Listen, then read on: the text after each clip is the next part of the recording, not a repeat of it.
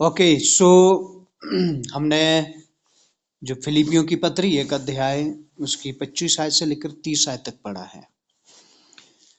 सो कल भी हम इस बात को हम सीख रहे थे कि किस रीति से हमें परमेश्वर के साथ आनंदित रहना है ना। पौलुस कहता है जो मेरा आनंद हो वही तुम्हारा भी आनंद हो, क्योंकि मेरा आनंद यीशु है तो तुम्हारा आनंद भी यीशु हो, क्योंकि वो ऐसा आनंद है जो कभी खत्म होने वाला आनंद नहीं है। ठीक है। अब पौलुस अब यहाँ एक बात फिर से यहाँ फिलिपियों के लिए लिख रहा है, फिलिप की कलीसिया के लिए। अब यहाँ क्या कह रहा है जो हम 25 से लेकर पढ़ा है कि मैं तुम्हारे साथ रहूं, मेरी इच्छा है कि मैं तुम्हारे साथ रहूं ताकि हम सब मिलकर दृढ़ होते जाएं और उसमें आनंदित रहें, है ना। किसमें आनंदित रहें? यीशु में आनंदित रहें। और ये कहां से लिख रहा है? ये जेल से लिख रहा है फिर से। कहां से लिख रहा है? ये जेल से लिख रहा है।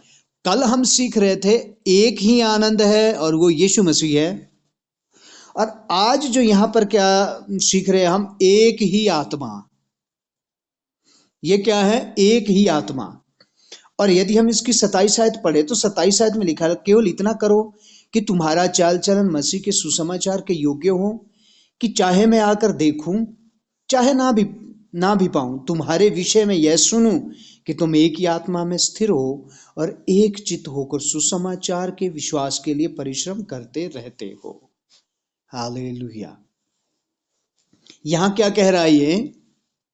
मैं तुमसे दूर हूं कोई बात नहीं, ठीक है, क्योंकि जो फिलिप की कलीसिया है वो उसके द्वारा खड़ी की गई कलीसिया है। ये किसके द्वारा खड़ी की गई है? ये पौलुस के द्वारा खड़ी की गई कलीसिया है। और लेकिन पौलुस अभी कहाँ है? जेल में है। और वो कहता है मैं तुम्हारे उस घमंड को जानता हूं कि जब मैं तुम्हारे पास आता हूं तो तुम घमंड में होकर कहते हो कि ये है जिन्होंने हमें वचन सिखाया है ना। मतलब ये बुरा घमंड नहीं है, लेकिन ये क्या घमंड करते हैं कि हमने पौलुस के द्वारा वचन को सुना है और पौलुस ने हमें स्थिर किया है वचन में। पौलुस ने हमें परमेश्वर की पहचान करवाई है। लेकिन अभी कहता है जब मैं नहीं भी आ पाता हूं, मुझे जेल से नहीं छोड़ते हैं, मैं जेल में ही रहूं, तो केवल मैं इतना चाहता हूं कि तुम सुसमाचार के योग्य चाल चलते रहना। बस कैसी चाल चलते रहना? सुसमाचार के योग्य चाल चलते रहना। इसका मतलब क्या है? सुसमाचार सिर्फ मुंह से नहीं है, सुसमाचार हमारे जीवन से है। क्योंकि पांचवी जो पत्री है यीशु मसीह की, वो कौन है? वो हम है। पांचवा सुसमाचार कौन है? वो हम हैं। राइट। ये पांचवा सुसमाचार हम है यीशु मसीह का। इसीलिए यहां क्या लिखा है? मैं तुम्हारे पास आऊं ना आऊं, लेकिन तुम सुसमाचार के योग्य चाल चलते रहो ताकि लोग तुम्हें देखकर कहें ये यीशु के लोग हैं। ये यीशु का सुसमाचार है। अभी देखिए अभी परिस्थिति क्या है मालूम है? अभी परिस्थिति क्या है?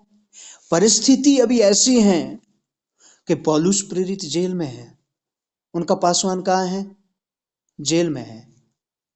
सो प्रभु के लोगों, जो आज का समय है, आज का समय भी मालूम कैसा समय आ चुका है कि हमें अपने आप में यीशु मसीह के लिए खड़ा होना है। ये समय कैसा आ चुका है? हमें अपने आप में यीशु मसीह के लिए खड़ा होना है। ठीक है। किसी पास्टर के भरोसे नहीं रहना है, किसी के भरोसे नहीं रहना है, बल्कि क्या होना है? हमें खुद अपने आप में खड़ा होना है। यानी कि यदि पासवान साथ में नहीं है तो क्या वो उसके बाद विश्वास छोड़ देंगे? नहीं ना। तो इसीलिए हमें अपने आप में तैयार होना है प्रभु की सेवकाई के लिए। क्योंकि प्रभु के लोगों, अभी की जो परिस्थिति है, जैसे मैं थोड़ा आपको छोटे शब्दों में मैं बताता हूँ कि अभी जो हिमाचल प्रदेश में बिल पास हुआ है, अभी कुछ दिन के लिए पेंडिंग है, वो बिल पास हुआ है, उसके अनुसार हम किसी को उद्धार के बारे में नहीं बता सकते, किसी को चंगाई के बारे में नहीं बता सकते, स्वर्ग के बारे में नहीं बता सकते, हम नरक के बारे में नहीं बता सकते। यदि कहीं भी हमें स्वर्ग नरक के बारे में किसी से बात करते सुनेंगे या उद्धार के बारे में, मुक्ति के बारे में बात करते हुए सुनेंगे, तो उसी समय आपके ऊपर धारा लग जाएगी और वो नॉन बेलेबल है, यानी उसमें बेल भी नहीं होगी।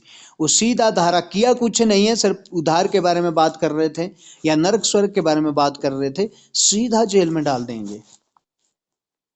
ठीक है, इस तरह की परिस्थिति है।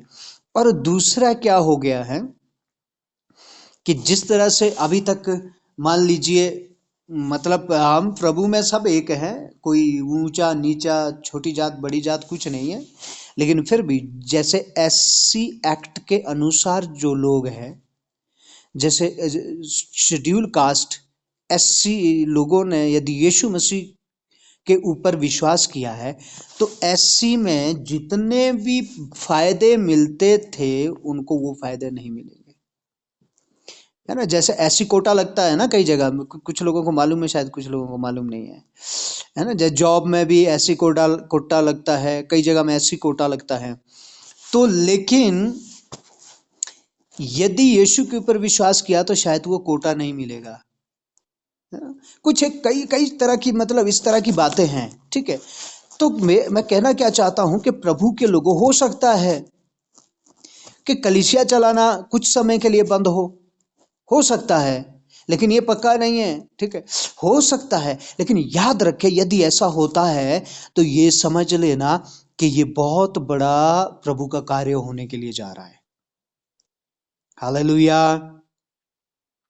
तो इस बात को याद रखना कि ये बहुत बड़ा प्रभु का कार्य होने के लिए जा रहा है। हो सकता है थोड़े समय के लिए हमें दिक्कत आए, लेकिन याद रखें बहुत बड़ा प्रभु का कार्य होने के लिए जा रहा है। हाँ, हालेलुया।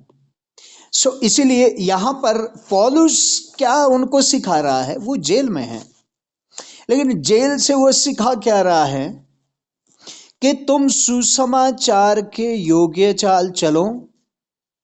ठीक है, तुम्हें कोई देखे ना देखे, बल्कि जब भी मैं तुम्हारे बारे में चर्चा सुनूं तो तुम्हारे बीच में झगड़ों की चर्चा ना सुनूं, बल्कि क्या चर्चा सुनूं।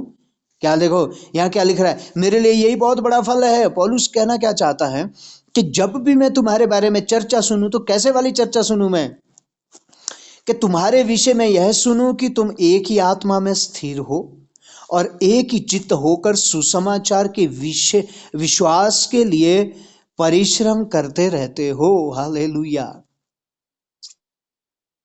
मुझे बड़ा आनंद होगा जेल में जब मैं ये सुनूंगा कि तुम आज भी एक ही आत्मा में हो,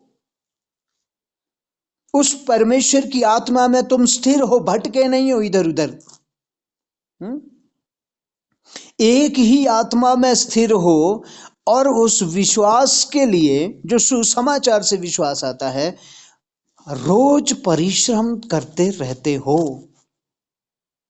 रोज प्रार्थना करते रहते हो कि प्रभु मैं और विश्वास में बढ़ूं, प्रभु मैं और विश्वास में बढ़ूं, प्रभु मैं और आप में बढ़ूं।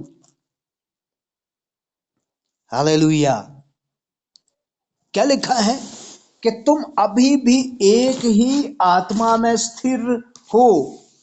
बस ये सुन के मुझे बड़ा आनंद आएगा, क्योंकि एक ही आत्मा में स्थिर रहना यही तो क्या है, यही तो परमेश्वर के योग्य चाल है ना, सुसमाचार के योग्य चाल है। हालेलुया। चलिए इसका 2 अध्याय की 1 और 2 आयत भी पढ़ दीजिए, फिलिपियों 2 अध्याय उसकी 1 और 2 आयत।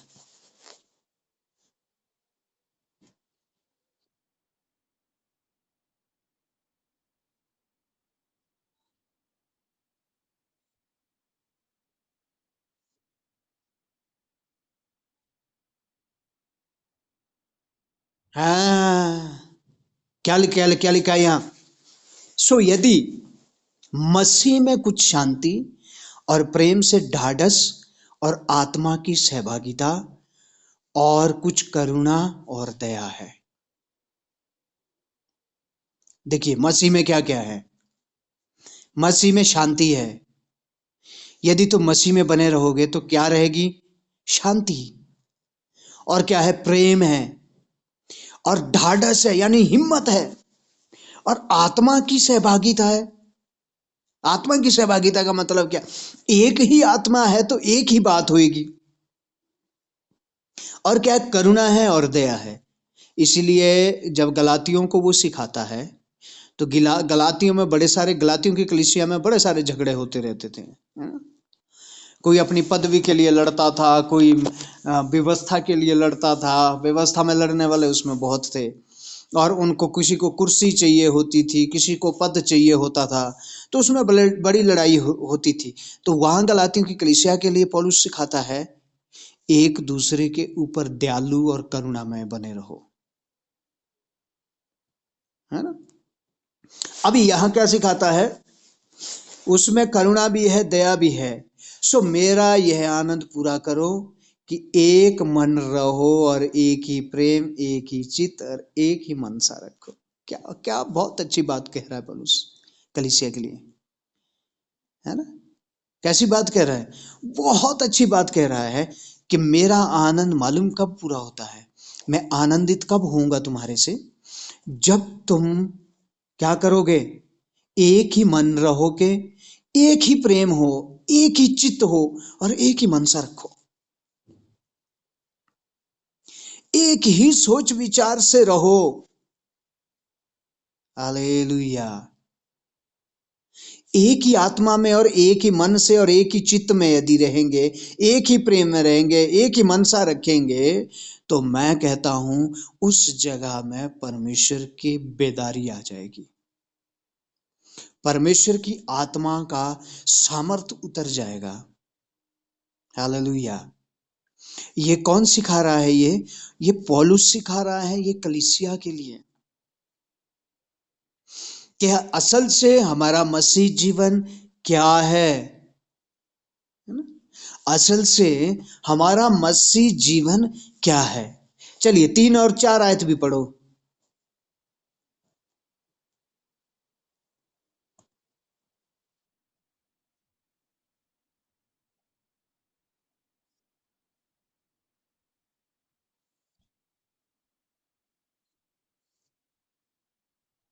हाँ, क्या क्या लिखा है यहाँ? विरोध या झूठी बड़ाई के लिए कुछ ना करो, पर दीनता से एक दूसरे को अपने से अच्छा समझो। दीनता मालूम कब आती है? जब हम दूसरे को अपने से अच्छा समझते हैं, है ना? मालूम है दीनता नम्रता कब आती है? जब हम दूसरे को अपने से अच्छा समझते हैं। तो यहां क्या लिखा है? विरोध ना करो और झूठी बढ़ाई के लिए भी कुछ ना करो। हम्म। कई कलीसियाएं झूठी तारीफ के लिए बहुत कुछ करती रहती है ना? बिस्तरे बांटेगी, अन्य जातियों में बांटते रहते हैं। बिस्तरे देंगे, कभी क्या देंगे, कभी कुछ देंगे। और जब उनकी बड़ाई नहीं होती, बाद में बोले देखा कितने, इनको तो एहसान ही नहीं है, हम इतना हमने किया इनके लिए और फिर भी इनको कोई एहसान नहीं है। ये क्या है? आपने बड़ाई के लिए दिया है इसका मतलब। यदि परमेश्वर की तरफ से दान दिया होता तो आप उसकी चर्चा भी ना करते कभी। क्योंकि जो परमेश्वर गुप्त दान देता है, गुप्त रीति से जो किसी की मदद करता है, वो कभी बड़ाई नहीं चाहता और वो कभी भी उन बातों को नहीं दोहराता। क्योंकि वो जानता है, उसे मालूम है यदि मेरी बड़ाई यहां हो गई ना तो स्वर्ग में मेरी कोई बड़ाई नहीं होगी। इसलिए जो जो प्रभु के लिए करता है वो अपनी बड़ाई प्रभु से चाहता है। जो प्रभु के लिए करता है वो अपनी बड़ाई किससे चाहता है? वो प्रभु से चाहता है। हालेलुया। सो इसीलिए यहां क्या लिखा? विरोध ना करो बल्कि झूठी बड़ाई के लिए कुछ भी ना करो, पर दीनता से एक दूसरे को अपने से अच्छा समझो और अपने ही हित की नहीं बल्कि दूसरों की भी चिंता किया करो। सिर्फ अपनी ही चिंता ना किया करो, दूसरों की भी चिंता किया करो, दूसरों के लिए भी प्रार्थना किया करो। यदि उनकी जरूरत है उसको पूरा किया करो, यदि कर सकते हैं तो, यदि प्रभु ने सामर्थ दी है तो उसको करो। राइट। अब इसकी 5, 6 और 7 आयत भी पढ़ दो।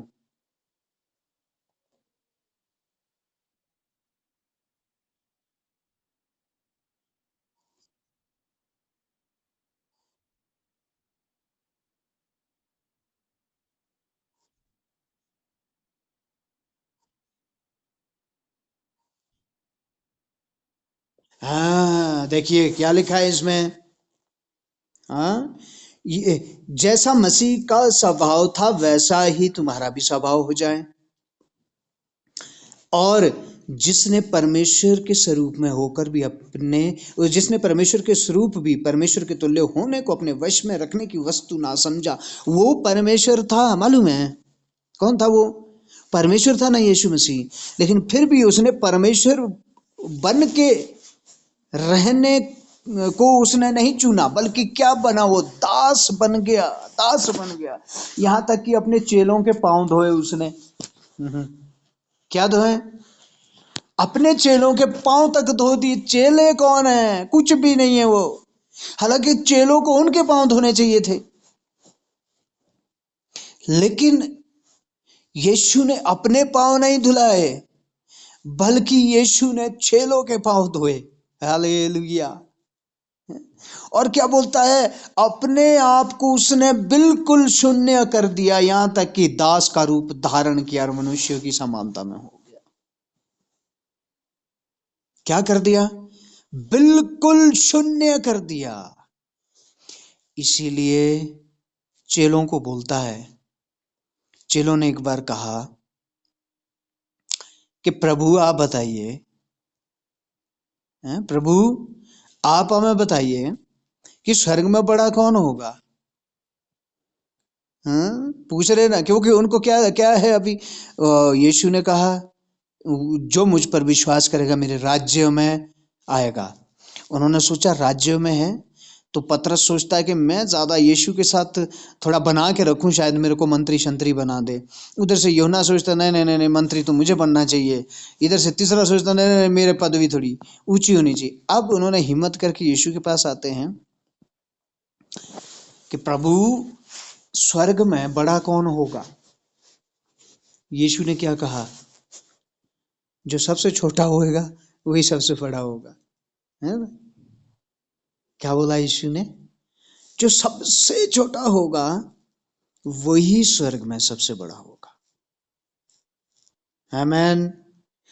तो प्रभु के लोगों, यदि हमें प्रभु में बड़ा होना है तो सबसे पहले हमें छोटा होना जरूरी है। लेकिन मेन बात यहां जो पौलुस क्या सिखा रहा है, एक ही आत्मा,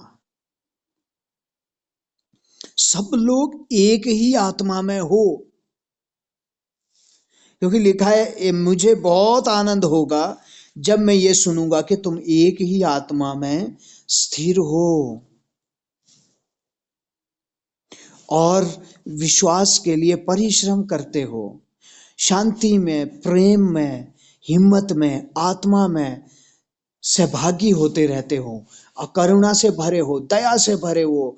ये देख के मेरा आनंद बढ़ जाता है। और क्या लिखता है? और मेरा आनंद पूरा इससे होता है कि तुम एक ही प्रेम और एक ही चित्त और एक ही मनसा रखो। हालेलुया। और झूठी बड़ाई के लिए कुछ ना करो, पर दीनता से एक दूसरे को अपने से अच्छा समझते चले जाओ। और प्रभु के लोगों, ये दिन अंत के हैं, अंत नजदीक है, यीशु का आना जल्दी है। सो इन दिनों में हम अपने आप को जैसे यीशु ने शून्य किया था, हम अपने आप को शून्य करें